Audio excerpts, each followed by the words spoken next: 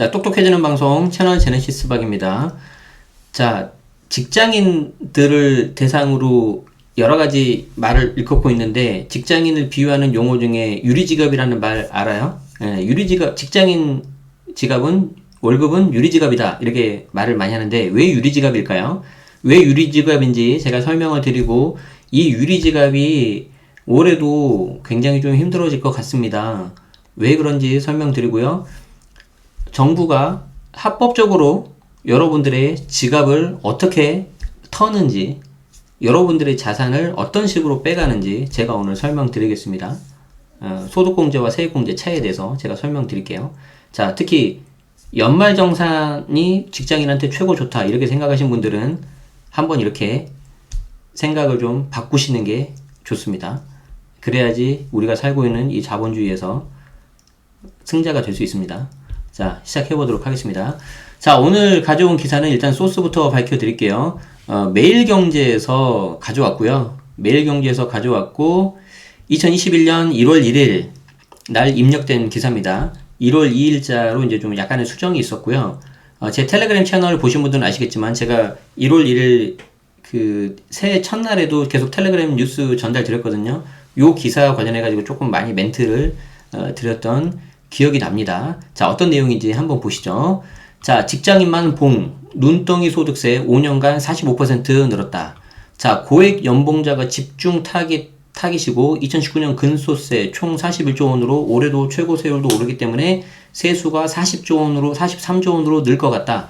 자, 이것만 놓고 보면 5년간 집값이 45% 오른 곳도 있고요. 안 오른 곳도 있는데, 자, 이것만 놓고 보면 집값이 많이 오른 거예요? 아니면 이 소득세, 세금이 많이 오른 거예요? 항상 비교하셔야 된다는 거죠. 우리가 현재 하고 있는 물가, 세금 이런 거 오르는 건 비교하지 않고 집값만 오르는 것만 보고 너무 올랐어, 떨어져야 돼, 약간 그런 약간 어떤 당위성, 근거 없는 그리고 약간 좀 그래야 돼야만 하는 이유 없는 약간 그런 감성, 이거 굉장히 위험할 수 있다는 겁니다.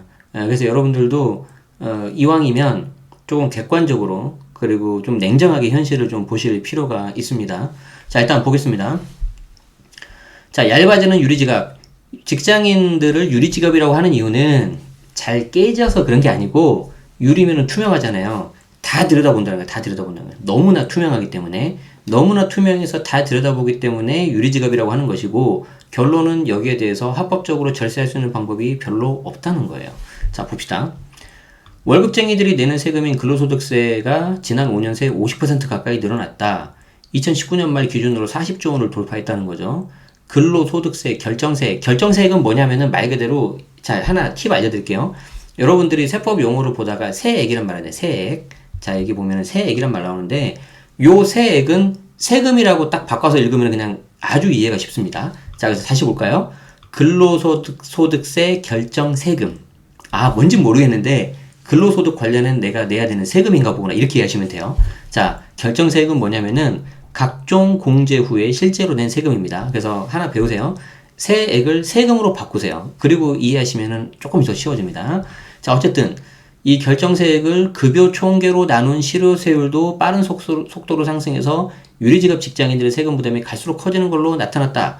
올해는 10억 이상 고소득자의 최고세율 인상까지 겹쳐서 세수가 43조 5천억까지 불어날 전망이다. 엄청나죠? 자, 매일경제가 1일 국세청이 최근 발간한 국세통계연보라는 게 있나봐요. 여기를 분석한 결과 5년 새 직장인들이 부담해서 내는 근로소득세, 이제 근소세라고 줄여서 말한다는 거죠. 규모가 45.7%가 늘어났다. 자, 15년 28조 2천억에서 16년 처음으로 30조를 넘어섰고 2019년에는 무려 41조 1천억 원을 기록했다는 거죠. 자, 그리고 올해 소득세 최고 세율이 기존의 42%에서 과표가 10억 초과하는 경우에는 45%로 올라갑니다. 그래서 기획재정부 관계자는 올해 근소세가 43조 5,228억으로 추계하고 있다. 추산하고 있다는 거죠. 정확한 건 아닌데 대략 이 정도 나온다는 거예요. 자, 실효세율은 실제 세부담하는 그 세율이라고 일단 이렇게 생각하시면 되겠는데 2014년 4.98%에서 2019년 5.57%까지 높아졌다. 계속 올라가고 있는 거죠. 근로자에게 이렇게 실효수요율이 올라가는 이유는 근로자에게 제공되던 각종 공제 혜택이 그만큼 줄어들고 있다는 의미인데, 우리 조금 있으면 무슨 13월에 연말 뭐 월급이다 해가지고 연말정산하고 있는데, 제가 제일 싫어하는 용어 중에 하나예요. 13월에 뭐 월급이라고요? 택도 없는 소리죠. 당연히 내가 월급쟁이라면은 받아야 되는 공제 그거를 딱 그 시간만 주고 네가 안 챙기면 안 줘 이거예요. 그런데 뭔가 굉장히 선심 쓰듯이 하고 있는 건데, 굉장히 좀 저는 개인적으로 월급쟁이였을 때도 기분이 나빴습니다. 내가 내 거 돌려가는 건데 뭘 이렇게 선심 쓰듯이 줘. 이렇게 하고 있다는 거죠. 자, 연말정산에 대한 이야기는 나중에 또 한번 이야기하고, 근데 그 연말정산 관련돼서 되게 중요한 개념이 하나 나와요. 요 개념 하나 이해하시면은 세상이 약간 다르게 보일 거예요. 내가 사는 세상이 이런 거였구나. 그래서 제가 여러분들 좀 눈을 좀 더 크게 뜨실 수 있게 제가 해드릴게요. 자, 봅시다. 근소세 세수 증가의 표면적 이유는 근로자 수 증가와 임금 상승이다. 근로소득자 숫자를 가늠하는 연말정산 대상 인원이 2015년 1773만 3394명에서, 이게 이제 소위 말해서 월급 받는 근로자들 숫자 아닙니까? 자, 2019년 1916만 7273명으로 143만 명이나 증가했다. 자, 그러나 현재 정부 들어서 소득세를 한 차례 조정한 영향도 중요하게 작용을 했다. 정부는 최고 소득세 구간을 2014년 3억 원 초과해서 1억 5천만 원 초과로 확대했는데, 현재 정부 들어서 이 세율을 40%에서 42%로 이미 올렸고, 이에 따라 상위 10% 고액 연봉자들이 전체 근소세 개수의 70%를 넘게 부담하고 있다. 굉장히 중요한 말이 나오는데 잘 보세요.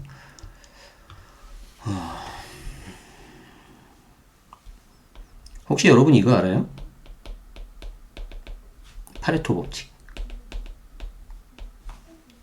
파레토 법칙이라고 하고요. 혹은 20대 80 법칙이라고 합니다. 자, 이 파레토 법칙, 20대 80 법칙은 정말 굉장히 중요한 내용인데, 이번 1월달 멤버십 특강에서 제가 책도 하나 소개해 드릴 건데, 이 20대 80 법칙은 뭐냐면 이런 거예요. 쉽게 말해서, 내 옷장을 살펴봤더니 그 옷장에 있는 20% 옷을 내가 대부분 입고 있더라. 옷장에 한 100벌 있는데 100벌 다 입는 게 아니라 대부분 내가 입고 있는 옷이 한 22여 벌밖에 안 된다는 거예요. 그러지 않습니까? 잘 생각해 보세요. 자, 두 번째. 여기 기사에 나왔죠? 상위 20%의 사람들이 대부분 세금의 80%를 납부하고 있더라. 여기 보시면 상위 10% 고액 연봉자들이 전체 70% 넘게 부담하고 있다. 맞죠? 비슷한 걸로 백화점 매출에도 상위 20%인 뭐 자스민 뭐 그런 회원제도 있잖아요. 제가 뭔지 잘 모르지만 그 사람들이 전체 80% 매출을 일으킨다는 거예요. 여기에 굉장히 중요한 내용이 있고, 이걸 여러분들이 간파하시면은 우리 방송 시작하기 전에 제가 말씀드렸죠. 적게 일하고 많이 버실 수 있어요. 자, 그 이야기는 또 따로 이야기하기로 하고, 자, 그걸 일단 머릿속에 잘 보시면 됩니다. 그래서 소위 말해서 정부 입장에서는 다 잡을 필요 없고요. 위에 고소득자 10% 20%만 잡으면 되는 거예요. 이 사람들은 7, 80% 내니까. 자, 이게 이제 기사가 하나 파트가 있고, 자, 근소세 안 내는 근로소득세를 안 내는, 납부하지 않는 근로자, 면세자라고 하는데 36%를 놔둔 채 고소득, 중상층 세부담만 높이는 거 아니냐라고 이제 이 기사에서 좀 비판하고 있는 건데, 자, 보세요. 직장인 연봉 평균이 3% 오를 때 근로소득세는 9%나 올랐다. 소득이 오르면 세율 높이는 과세로 중산층 이상 직장인 세폭탄을 맞고 있다. 자, 여기에 대해서 전문가들은 소득 있으면 세금을 내는 게 원칙이긴 한다. 그래서 안 지키면 조세장 직면할 수도 있다. 자, 이런 게 있는데 무슨 내용인지 좀 볼게요.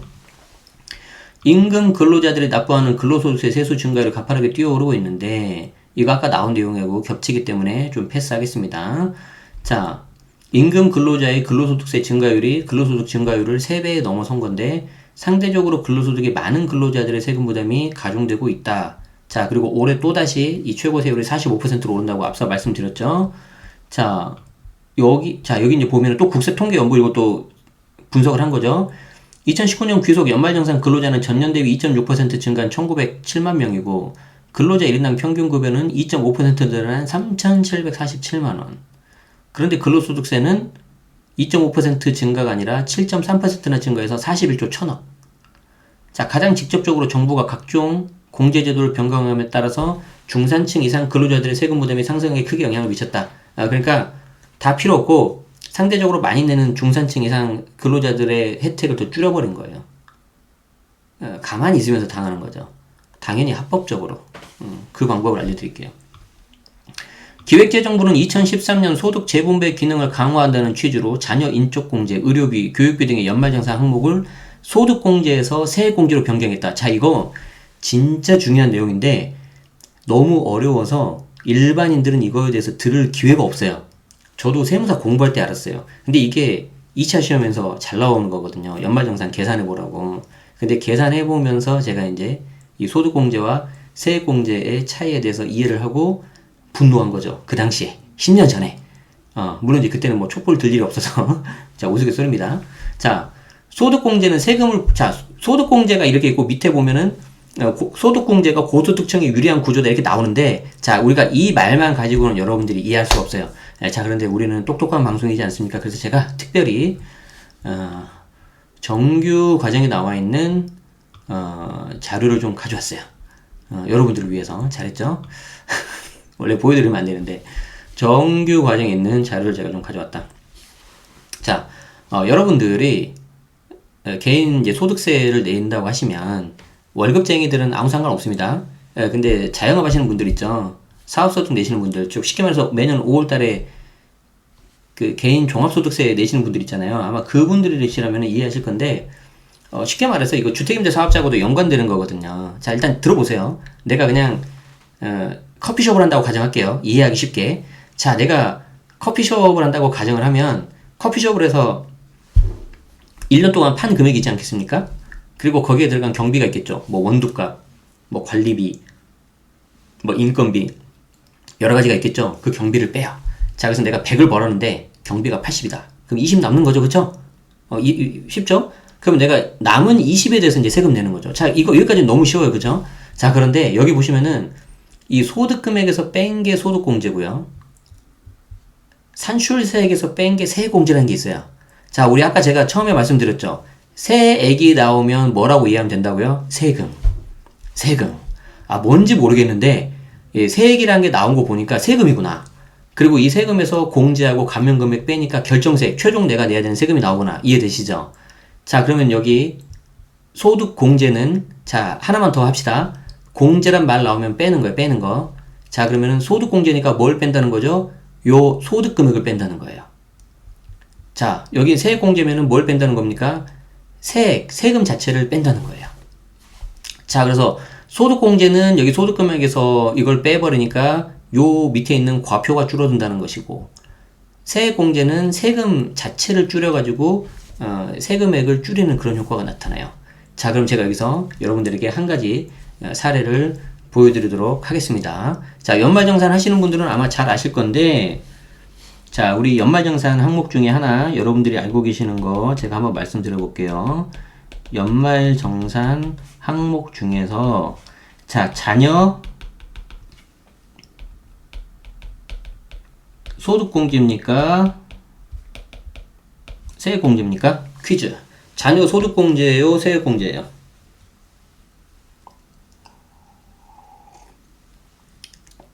글씨가 너무 안 예쁜 건 좀 이해해 주세요. 여러분들 좀 있으면 해야 되잖아요. 자녀 소득공제예요? 세액공제예요? 아니, 그 세금 안 받으실 거예요? 여러분들이 낸 세금을 연말정산 하기 전에는 여러분들이 내야 되는 것보다 조금 더 많이 뜯어가요, 정부가. 그리고 1년에 한 번씩 정산할 기회 준다는 거예요. 그 연말정산을 안 하면은 여러분들은 많이 뜯긴 채로 그냥 끝나는 겁니다. 그러니까 당연히 해야 되는 거예요. 큰일 났네, 이 사람들. 자, 자녀 세액공제죠, 세액공제. 현재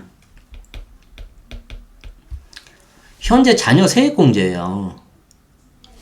그리고 과거에는요, 소득공제였어요. 과거에는 소득공제였다고요. 제 기억이 맞다면 한 10년 전쯤에 자녀 한 명에 대해서 소득공제가 150만 원인가 됐습니다. 자, 그럼 잘 보세요. 이거 잘 보세요, 이제. 내가 만약에 소득공제 150만 원이 되면 과표가 150만 원이 줄어서 거기에 해당되는 세율만큼 그 금액이 줄어들거든요.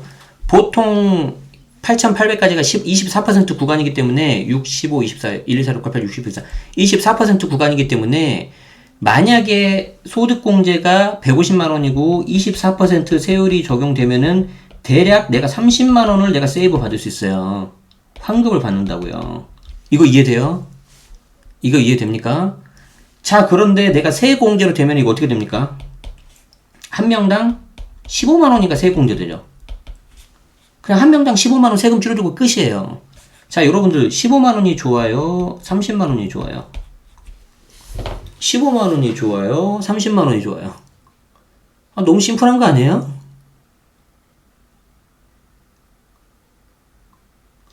자, 그럼 제가 하나 더 물어볼게요. 고액 연봉자들은 아까 42%, 40%였죠, 세율이. 42%, 40%였기 때문에 이 150만 원에 40을 적용하면 어떻게 됩니까?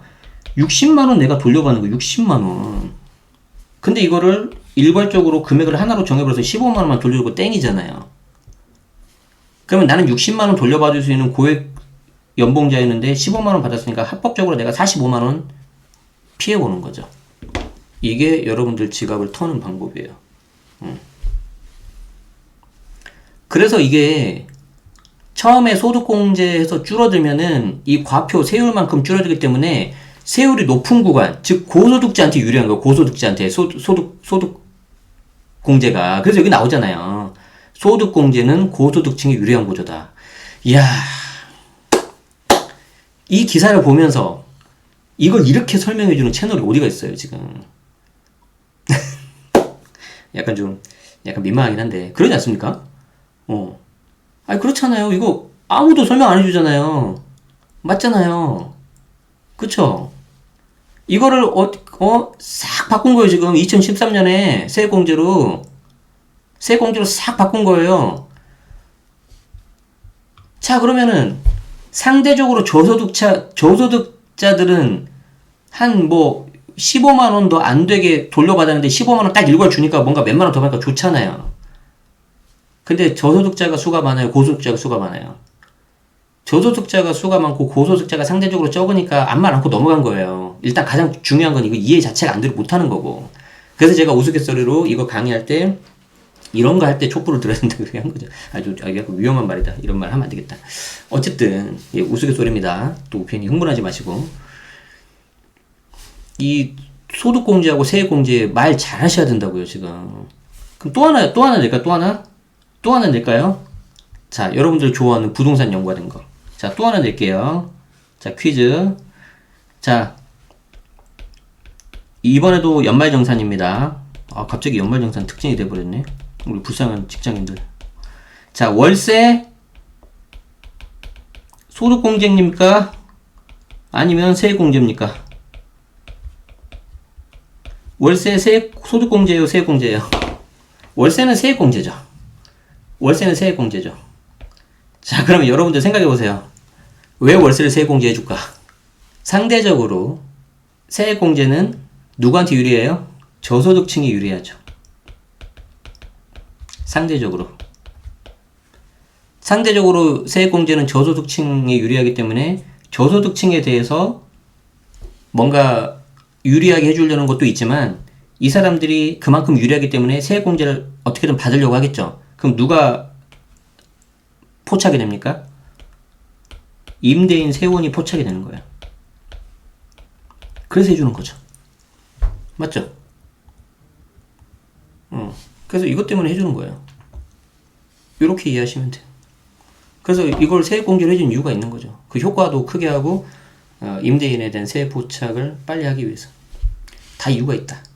그래서 여러분들 절대 정부가 정책이 많이 나오는데 집값이 안 닦인다고 해서 그걸 무시하시면 안 돼요.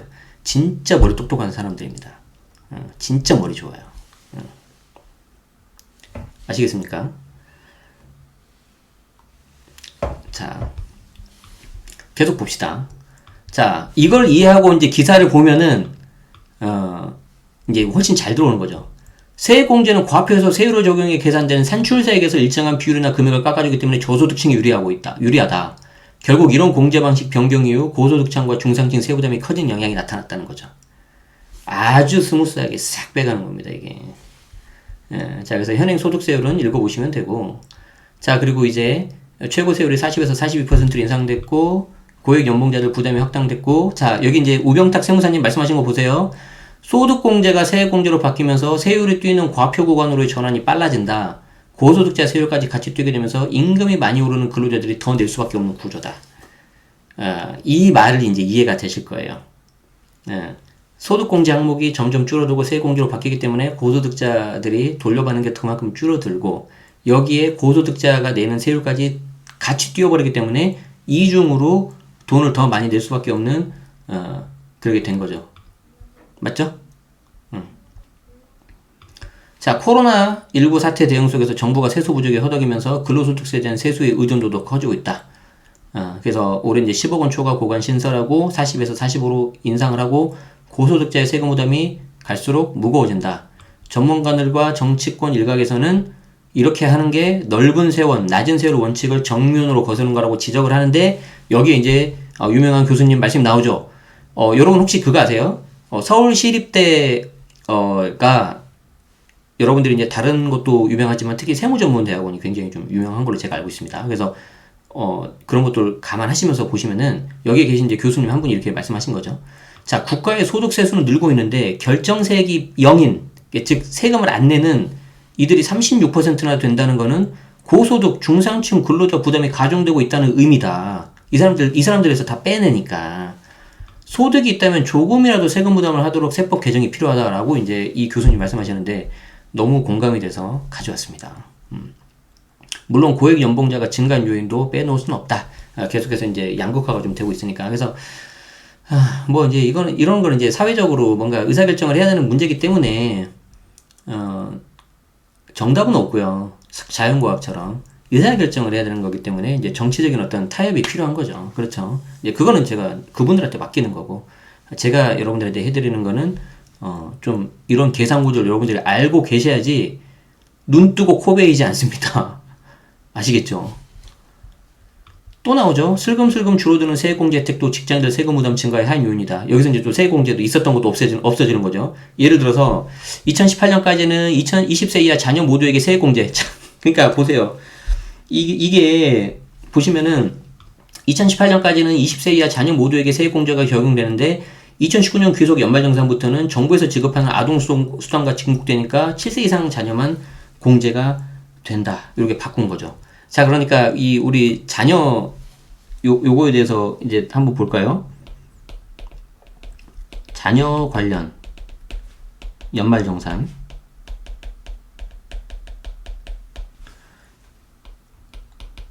자녀 소득공제였죠. 근데 이게 세액공제로 바뀌었죠. 그래서 이제 고소득자, 중산층의 세부담이 커졌죠. 자, 그런데 이 아동수당이 있으니까 세액공제 제도를 폐지해버렸죠. 그러니까 여기 이 사람들은 더 세부담 더 늘어나는 거죠. 어디 가서 이런 설명 못 들어보셨죠? 그냥 나는 연말정산은 13월에 월급이니까 그냥 보너스 개념으로 생각하셨죠? 아니에요. 연말정산은 예를 들어서 여러분들이 한 달에 200만원 월급을 내는데 예를 들어서 20만원을 책정을 해가야 되는데 그거보다 조금 더 여유있게 빼갑니다. 정부가 25만원 정도씩. 그래서 미리 빼가는 거예요. 미리. 그리고 나서 내가 미리 빼갔으니까 네가 나중에 말을 해. 그럼 내가 돌려줄게 이거예요. 말 안 했어? 땡큐. 없어. 5년 지나면 끝이야. 이렇게 되는 거예요. 분위기 보니까 나중에 연말정산에 관련해서 한번 설명드려야 될 것 같아요. 왜냐면 저는 그 13월의 월급이라는 표현이 너무 마음에 안 들어서 안 하고 있거든요. 근데 보니까 지금 공부를 하셔야 되겠네. 좀 보니까.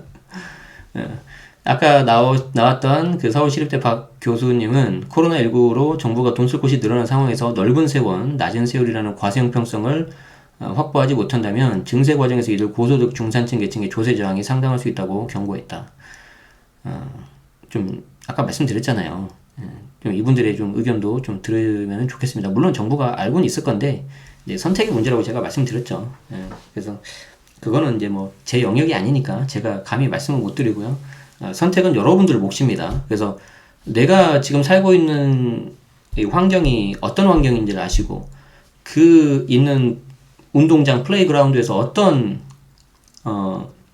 게임의 법칙이 적용되는지를 파악하신 다음에 내가 이 게임에 어차피 참여를 하고 있는데 이 게임판을 뒤집을 거냐 아니면 순순히 적응해서 내가 차를 할 거냐 이거 여러분들 판단하셔야죠. 그냥 적응도 안 하고 뭐 그냥 불만 불평만 하고 아 저 심판이 마음에 안 들어 왜 저래 저 상대방 선수 왜 저래 그래봤자 나한테 남는 거 없잖아요. 그죠? 그렇기 때문에 좀 여러분들이 그렇게 해서 좀 냉정하게 하면은 좋겠습니다. 그쵸? 소득공제였는데 세액공제로 바뀌었어요. 그래서 제가 2009년부터 11년까지 세무사 공부했었는데 그때 분명히 소득공제여가지고 연말정산 막 풀었었거든요. 그런데 어느 날 그 연말정산 제가 회사 들어가서 하니까 세액공제로 바뀌었더라고요. 그래서 내가 뭐야 이거 왜 바뀌어? 이렇게 된 거죠. 자, 그랬었어요. 자, 오늘 기사 어떠셨나요? 도움이 좀 되셨나요? 이게 특히 이제 직장인 분들은 이 영상을 보시고 좀 약간 좀 답답하고 기분이 좀 나쁘셨을 수도 있는데 제가 그러려고 하는 건 아니고 현실을 좀 더 냉정히 바라보고 내가 지금 어떤 위치에 있는지 그거를 좀 아셔야 되잖아요. 모르는 상태에서 당하면 안 되니까. 그래서 이제 그런 걸 좀 말씀드리기 위해서 한 겁니다. 그래서 기회가 되면 연말정산 관련된 것도 한번 좀 말씀은 드려보도록 하죠. 그 연말정산 항목별로 뭐 이거를 하면 돈이 어떻게 줄어들고 어떻게 그런 거는 너무 많이 있으니까 저는 그런 건 안 할 거고요.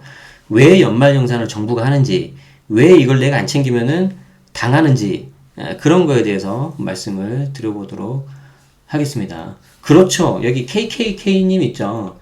그래서 저는 애초에 월급에서 뗄 때 80% 떼는 걸로 신청했습니다. 왜냐면 조금만 가져가라고. 그럼 나중에 내가 조금 돌려받으니까. 차라리 이렇게 하시는 것도 방법이고 어차피 내가 그 돈 갖고 있어봤자 쓰니까 내가 일부러 120% 떼는 사람도 있어요. 그냥 네 가져가. 내가 갖고 있으면 내가 써버리니까. 이런 사람도 있어요. 그리고 이제 DB, DC형 알아요? 퇴직연금. 갑자기 이야기 나오니까 DB가 기존에 있었던 퇴직금 다 적립되는 그거고요. DC는 여러분들한테 그냥 줘버리는 거예요. 알아서 하라고. 근데 여러분들 개인이 언제 그걸 다 관리해요? 관리하다가 만약에 퇴직금 날려버리면 퇴직금도 못 받는 건데. 아시겠죠? 자, 그래서 그것도 나중에 필요하면 해보도록 하죠. DB, DC, 뭐 Defined Benefit 뭐 이렇게 있잖아요. 맞나? 제가 이런 걸 잘하는 이유가 뭔지 알아요? 13년 동안 인사 업무만 해서 그렇습니다. 제 주 전공은 HR, Human Resources, 인사팀이죠. 인사팀. 그렇게 하고 있습니다. 요즘은 보니까 DC가 대세인 것 같긴 한데 아무튼 DC는 여러분들한테 그냥 책임을 떠넘기는 거예요. 네가 알아서 하라고. 그리고 네가 그거를 뭐 주식으로 하든 뭐 뭘로 하든 했을 때 날려도 난 모르겠어. 나중에 퇴직금 없어. 나는 주고 끝났어. 이렇게 돼버린 거죠. 여러분들이 만약에 노후에 그래도 조금이라도 이런 거를 장치를 하시려면 국민연금하고 퇴직금 두 개는 있어야 되잖아요. DB용으로 하는 게 낫죠. DB용으로 하는 게 낫죠. 맞아요. 근데 나는 투자의 신이다. 어떻게든 난 이거 투자가 굴릴 자신 있다. 그러시면 DC용으로 하시는 것도 괜찮고. 자, 아무튼 오늘 좀 직장인들이 저도 이제 회사를 그만둔 지 2년 다 돼가는데 옛날 회사 다녔을 때 좀 생각도 좀 나고 특히 요즘에 날씨 춥잖아요. 막 날씨 추울 때 일어나면 그 막 추울 때 그 머리 감고 막 그 샤워할 때 너무 싫거든요. 저도 이게 아침에 그 좀 늦게 일어나는 그런 스타일이거든요. 그래서 일찍 못 일어나요.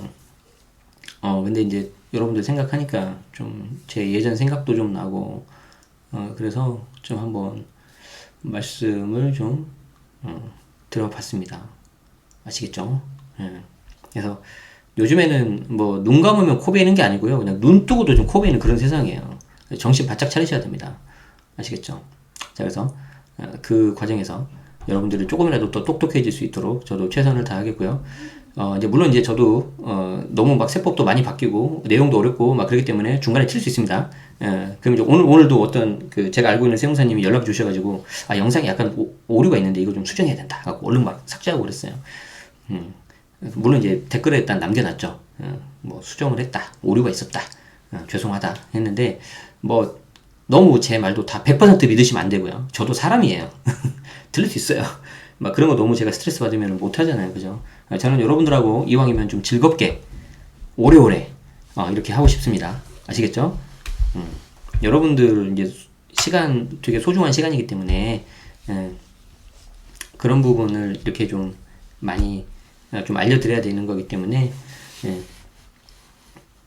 계속해서 그렇게 여러분과 함께 소통하고 싶습니다. 자, 오늘 예고 없이 물론 제 텔레그램에 따라가는 간단하게 예고를 드렸지만 또 이렇게 예고 없이 했는데 많은 분들 와주셔서 너무 감사하고요. 저는 이제 또 맛있는 저녁 식사하러 가봐야 될 것 같습니다. 특히 오늘 밤늦게 눈이나 비가 오고 나면 굉장히 기온이 내려간다고 하니까 여러분들 특히 건강관리 잘 하시고요. 이번 한파는 좀 주 후반까지 좀 오랫동안 간다고 해요. 우리나라가 4만 사원인데 3일 추우면 4일은 좀 따뜻해야 되는데 이제 뭐 깨지는 것 같아요. 오늘은 별도 뒤풀이 없이 여기서 마무리하도록 하겠습니다. 네. 함께 해주셔서 늘 감사드리고요. 아무튼 건강하시고 행복하세요. 아시겠죠? 너무 막 스트레스 받지 마시고 우리 다 행복하려고 하는 거니까 요즘에는 마음 공부 많이 하고 있습니다. 책도 많이 보고 있고요. 어떤 책이 좋은지는 나중에 또 한번 제가 알려드리도록 하죠. 알겠습니다. 고맙습니다. 여기서 마치겠습니다. 빠이빠이.